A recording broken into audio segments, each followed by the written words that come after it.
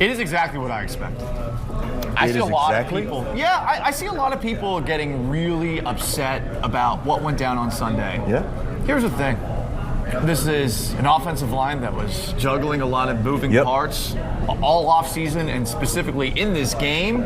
You got a bunch of young receivers with Christian Kirk out. I would have liked to see a touchdown.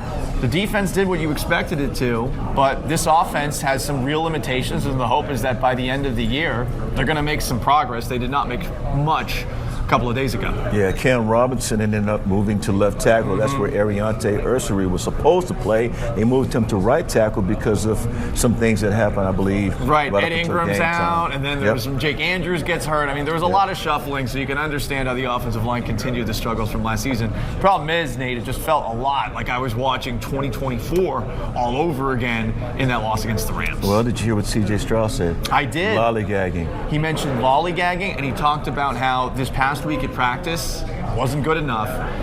I do have this to say, and I like C.J. Stroud and I like DeMeco Ryans, and I'm hoping the best for both of them, but I don't know how you open up week one and say, yeah, we didn't have enough urgency. Yeah, we didn't have a good week of practice. Wasn't last season embarrassing enough for you? You did not live up to the expectations that a lot of people put on you because of all those big weapons you had going into the year.